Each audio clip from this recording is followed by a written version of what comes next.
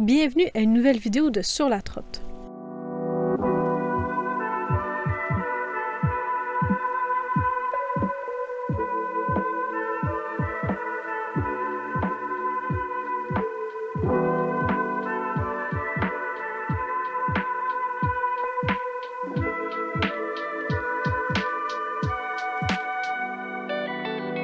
On vient d'arriver à Quatre-Bas, sur l'île. On a déjà la chambre.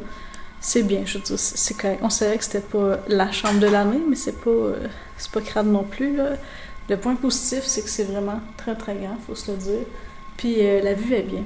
Il nous a proposé le choix sur 3 chambres, puis elle, on voit vraiment bien la ville, des montagnes, puis la plage. Fait que c'est celle-là qu'on a choisie. Puis là, moi j'ai faim, fait que je pense qu'on va regarder pour aller manger un peu.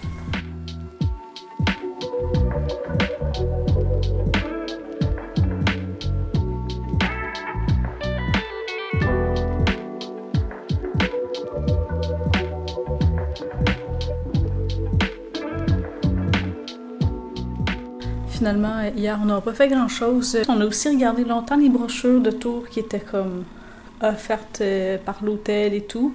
On a fini par aller à une agence pour réserver notre tour d'aujourd'hui. On va être sur un bateau toute la journée puis on va faire des belles activités. J'en dis pas plus parce que de toute façon, vous allez le voir. C'est sûr que c'est encore bien gris, mais bon, que voulez-vous, je pense pas qu'on va avoir du soleil. Puis ensuite, on est allé à la Cap Coo 1.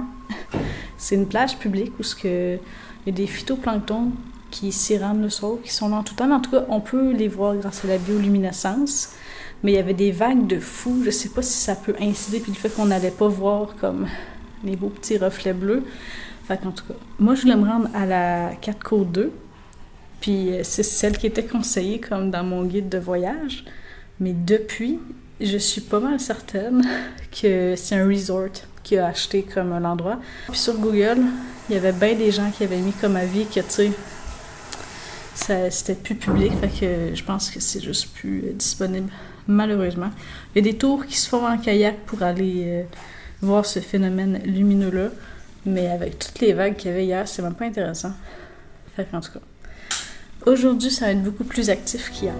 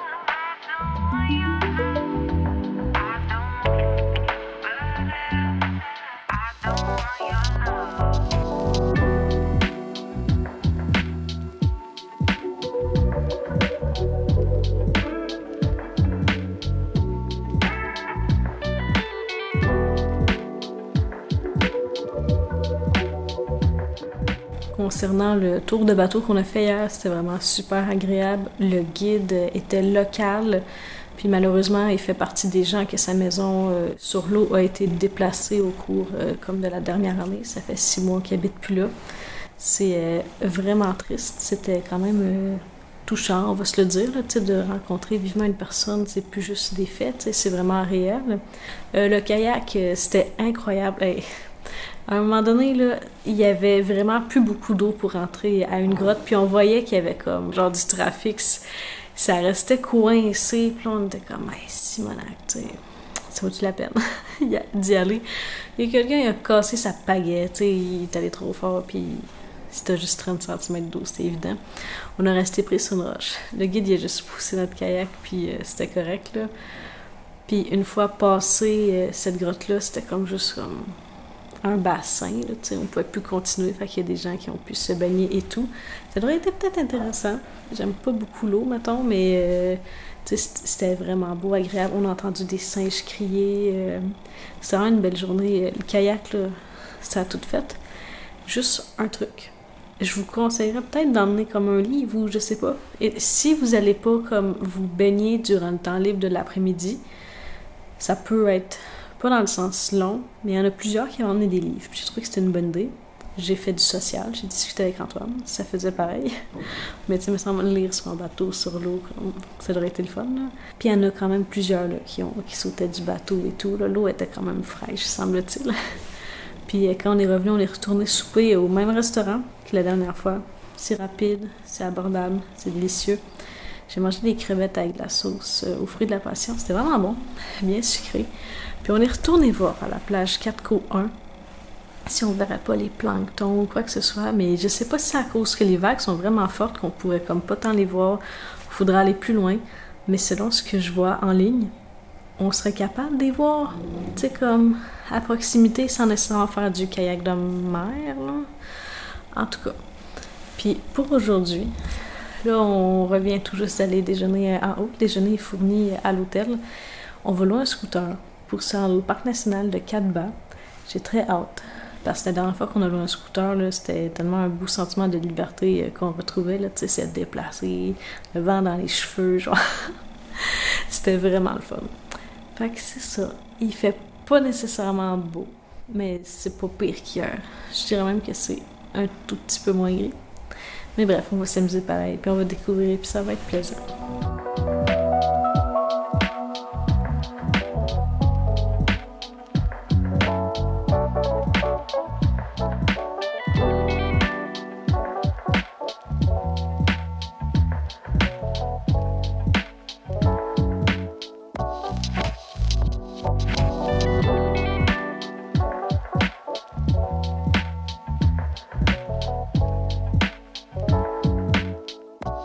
On vient tout juste d'arriver au parc national. C'était une belle ride. On a eu quelques gouttes de pluie à la fin du trajet, mais c'était pas si pire. C'est la cave Trong Trang. Elle est incluse dans le billet d'entrée pour venir dans le parc. C'est 80 000 donc c'est pas très cher.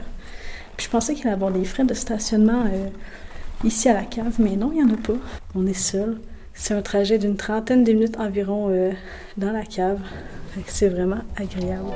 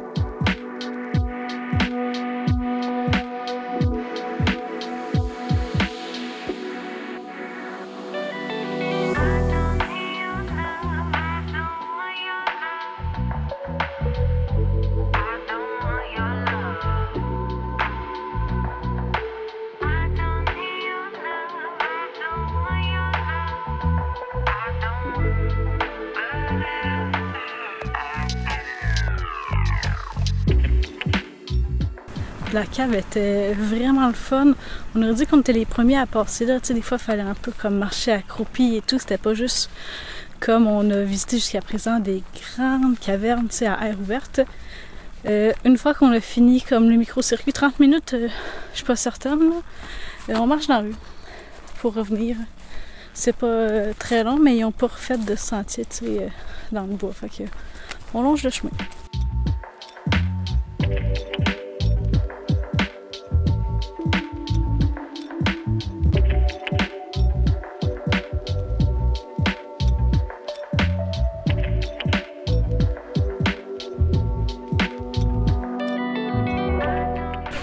Mon casque là et tout slack, ça va vraiment pas bien. On vient d'arriver au bout du chemin, puis ça mène genre à un ferry, puis il n'y a pas beaucoup de panneaux qui sont comme affichés qui disent où sont les trucs. Puis là on n'a plus de données internet aussi, là, ça je raconterai ça tantôt, fait que soit on demande où on s'arrête. J'ai une question pour toi Antoine. Oui. Comment tu te sens avec un casque Vespa sur la tête sur une Yamaha? Incroyable. On se sent... On renie les origines. Ah oui. Toute l'audace.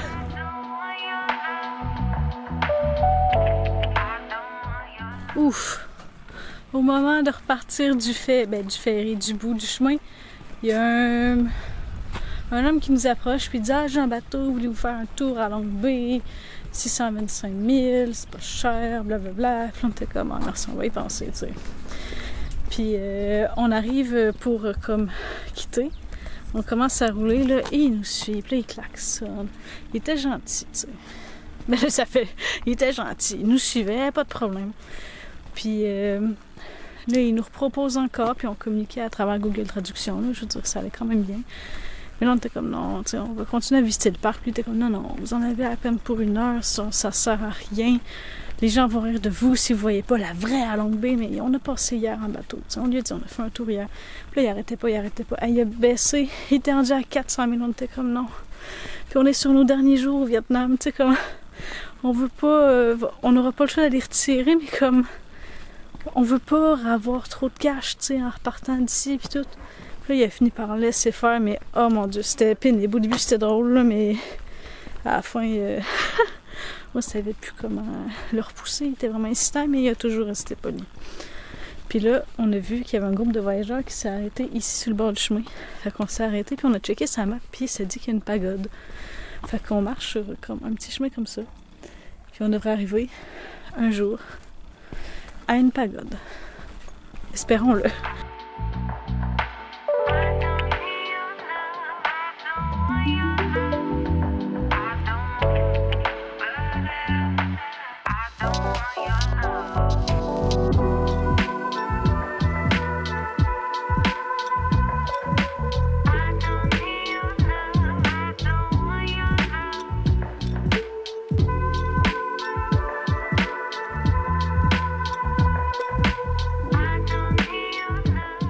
Il y a une autre cave qui fait partie comme du parc national. Puis de ce qu'on avait vu, c'était comme une entrée supplémentaire payante. On arrive à la gate, il n'y a personne. Fait comme on rentre pareil. Tu sais, il y a un ordi et tout, puis l'ordi est fermé. On monte toutes les marches pour se rendre. La grille est ouverte, mais il n'y a pas une once de lumière dans la caverne. Ça fait un peu peur. Non, mais c'est comme mystérieux. Fait que je sais pas quoi faire. Ben, on sait pas quoi faire. C'est-tu parce qu'il est genre parti dîner ou est en guillemets tout le temps fermé? Je sais pas. Tu sais, c'est triste, on est sur place. Ce serait plate de la manquer quand même. Si jamais vous venez ici, soyez vraiment prêts ou ayez des données Internet. On va tout de suite le dire, là. Nos données Internet ont expiré avant le temps.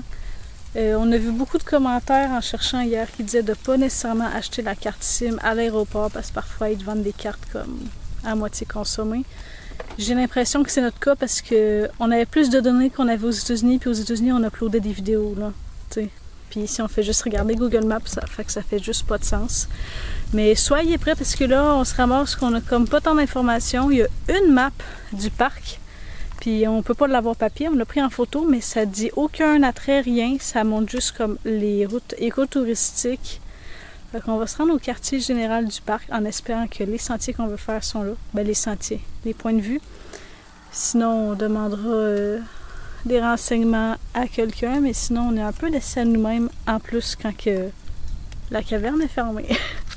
On a fini par trouver, c'est vraiment au quartier général, je pense que ça se passe, c'est que là que les sentiers partent. Il y avait comme même des scooters, fait qu'on a arrêté, puis on a vu des Français, fait que je les ai interpellés.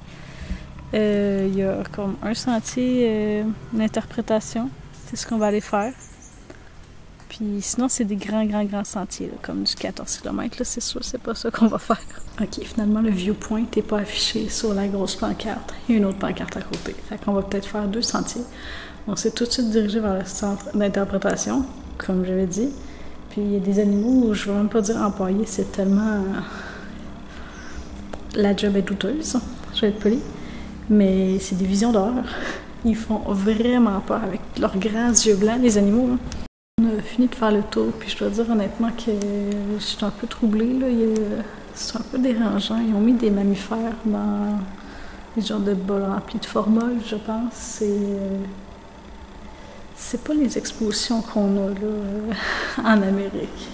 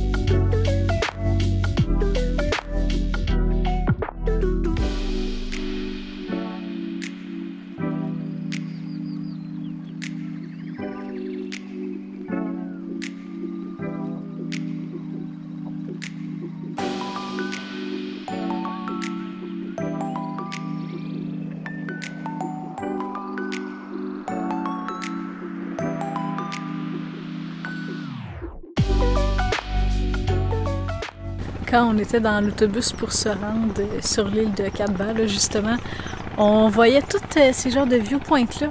C'est affiché comme un bus stop, là, mais comme il y en a un autre juste à côté, comme ça. Puis tu as une super belle vue, tu sais, des alentours.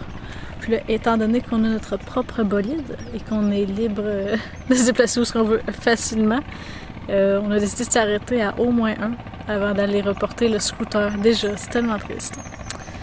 On se revoit dans une prochaine vidéo. À bientôt!